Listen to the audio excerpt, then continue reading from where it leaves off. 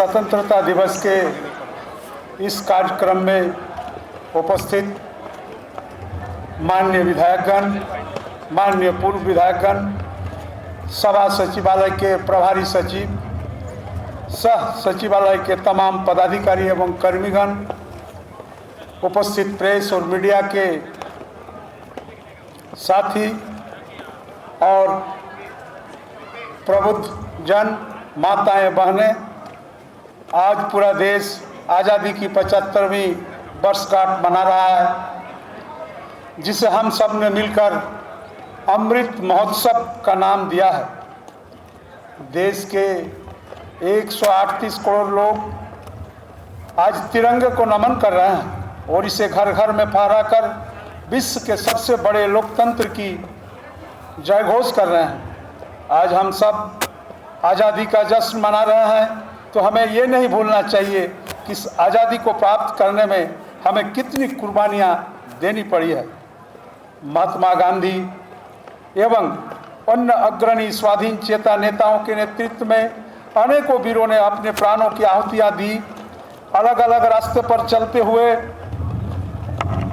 अपने हृदय में संचित देश प्रेम की भावना और त्याग और बलिदान से ओतप्रोत होकर इन वीरों ने स्वतंत्रता संग्राम में हंसते हंसते अपने प्राणों का न्योछावर कर दिए और कुर्बानी दी। हमारा राज्य झारखंड फिरंगियों के विरुद्ध विद्रोह के अलख को प्रज्वलित करने में पूरे देश में अग्रणी था। 1784 में बाबा तिलका मांझी ने पूरे देश में पहली बार फिरंगियों के विरुद्ध हथियार उठाया और ब्रिटिश कमिश्नर अगस्टस क्लीवलैंड को मार गिराया। 1855 में संथाल विद्रोह के दौरान सिदो कानो, चांद भैरव, फूलो जानो और न जाने असंख्य संथाल विद्रोहियों ने संथाल की मिट्टी से क्रांति की जिस चिंगारी को प्रज्वलित किया, उसे अंग्रेजी हुकूमत को झकझोर कर रख दिया। धरती आबा बिरसा मुंडा ने न केवल अंग्रेजियों से लोहा लिया, बल्कि राष्ट्रवाद की परिकल्पना को उस समय में लोगों के बीच प्रस्तुत किया जब आज़ादी की लड़ाई पूरे देश में अत्यंत ही प्रारंभिक अवस्था में था। रामगढ़ बटालियन में जमादार माधो सिंह, डोरंडा बटालियन में जयमंगल पांडे, पोड़ैयाहाट के राजा अर्जुन सिंह, विश्रामपुर के चेरो सरदार भवानी राय, टिके तुमराव सिंह, पलामू के नीलांबर पीताम्बर एवं शेख भिखारी जैसे अनेक रणबांकुरों ने अंग्रेजी हुकूमतों को चूल्हे हिला दी। बाद के दिनों में टाना भगतों द्वारा न केवल स्वतंत्रता आंदोलन में पूर्ण भूमिका निभाई गई, बल्कि समाज सुधार में भी उनका अभूतपूर्व योगदान रहा। करीब 200 साल के लंबे आंदोलन ने न केवल राजनीतिक नेतृत्व का योगदान रहा, बल्कि समाज सुधारक, धर्म गुरु, कवि, साहित्यकार, संत महात्मा, आम जन और गृहिणियों ने भी अपना अपना महत्वपूर्ण योगदान दिया। 15 अगस्त 1947 को जब हमारा देश आज़ाद हुआ, तो उनके पीछे 200 साल लंबा संघर्ष को तो था ही, अंग्रेजी हुकूमत द्वारा हमारे देश के संसाधनों को जिस प्रकार लूटा गया था, उससे देश आर्थिक रूप से अत्यंत कमजोर हो गया, जिससे राष्ट्र निर्माण की महती जिम्मेदारी हमारे राजनेताओं पर थी। यह ठीक है कि भारत लोकतंत्र की जननी है। लोकतंत्र की परंपरा आदिकाल से भारतीय सभ्यता में रची बसी थी, परंतु कालांतर में राजतांत्रिक व्यवस्था और उसके बाद पराधीनता ने लोकतंत्र की संस्कृति को काफी पीछे ढकेल दिया था। ऐसे में राष्ट्र निर्माण के समक्ष लोकतंत्र के लोगों का संस्कार बनाने की चुनौती बहुत बड़ी थी।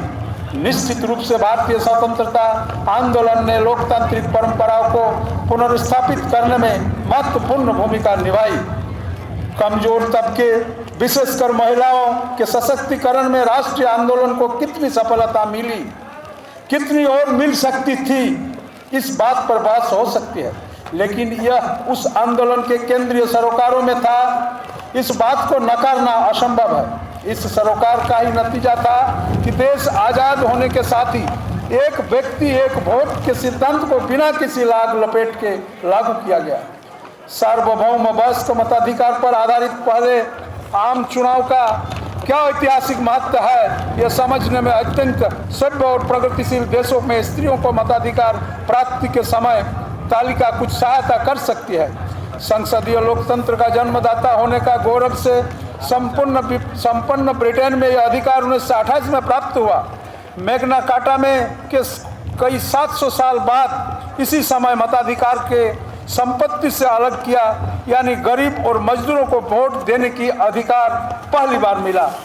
स्वाधीनता घोषणा के 150 साल बाद यूरोपीय समाज के अनुसार प्राचीन इतिहास के अकेले लोकतंत्र यूनान में यह अधिकार 1952 में दिया गया, जबकि हमारा देश में आज़ादी के साथ ही सभी नागरिकों को बिना किसी भेदभाव के यह अधिकार दिया गया।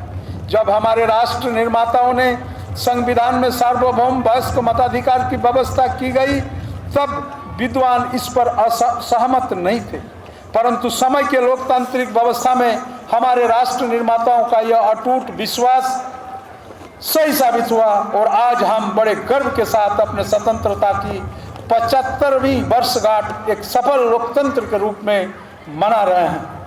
आज आज़ादी के इस अमृत महोत्सव के अवसर पर हमें यह भी नहीं भूलना चाहिए कि भारत भौगोलिक विस्तार मात्र नहीं है, न ही केवल एक राजनीतिक इकाई भर है। इसकी सजीव विविधता और तमाम संघर्ष के बावजूद बने रहने की क्षमता इसे राष्ट्र के तमाम पश्चिमी सभ्यता पर आधारित बौद्धिक परिभाषा और ऐतिहासिक अनुभवों से अलग करती है।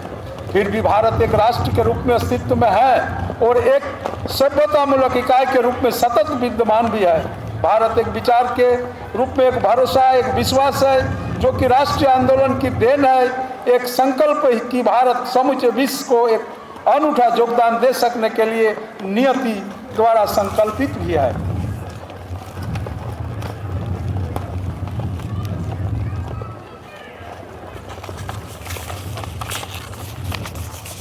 इस विचार के फलीभूत होने के लिए एक अलग तरह की राष्ट्र निर्माण की प्रक्रिया की आवश्यकता है, जिससे कि बाकी दुनिया की कुछ सीख सकें। 1936 में एक सार्वजनिक सभा में पंडित जवाहरलाल नेहरू ने लोगों से सवाल किया था कि भारत माता कौन है जिनकी आप जय देखना चाहते हैं। फिर उन्होंने कहा, बेशक ये पहाड़ और नदियाँ, जंगल और मैदान सबको बहुत प्यारे हैं, लेकिन जो बात जानना सबसे जरूरी है वो यह है कि विशाल भूमि में फैले भारतवासी सबसे ज़्यादा मायने रखते हैं। भारत माता अही करोड़ों करोड़ जनता है और भारत माता की जय उसकी भूमि पर रहने वाले सबकी जय है।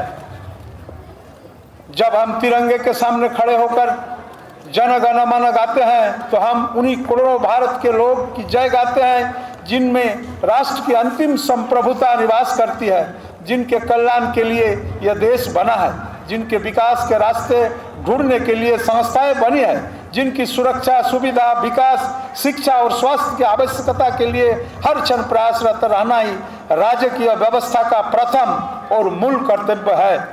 आज जब यह अमृत महोत्सव हम मना रहे हैं तो हमारा यह कर्तव्य है कि हम इस देश के 138 करोड़ जनता के कल्याण के लिए हर कार्य करें जो इस निमित्त आवश्यक है।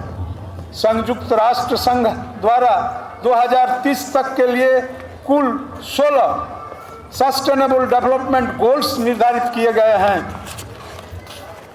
और ये लक्ष्य इस प्रकार है: सभी प्रकार की गरीबी का अंत, खाद्य सुरक्षा प्रदान करना ताकि कोई भूखा पेट न रहे, सबके स्वास्थ्य की सुरक्षा, सबके लिए गुणवत्तापूर्ण शिक्षा, लैंगिक समानता, सबके लिए साफ पानी और स्वच्छता, सबके लिए सस्ती और साफ ऊर्जा, सबके लिए रोजगार और सबका आर्थिक विकास, उद्योग, नवाचार, आधारभूत संरचनाओं का विकास, राष्ट्रों के बीच और राष्ट्रों में असमानता को कम करना, शहर एवं अन्य बसावटों को सुरक्षित और समावेशी बनाना, उत्तरदायी उपभोग एवं उत्पादन, पर्यावरण संरक्षण, सभी प्रकार के पारिस्थितिकी तंत्र को सुरक्षित रखना, शांति, न्याय और मजबूत संस्थाएं और लक्ष्यों को प्राप्त करने में साझेदारी। आज इस अमृत महोत्सव पर हम सबको यह शपथ लेनी चाहिए कि इन लक्ष्यों की प्राप्ति में हमारे स्तर पर जो बन पड़ेगा हम सब अपना अपना योगदान अवश्य करेंगे।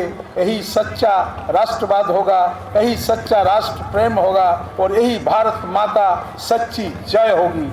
जय हिंद, जय झारखंड।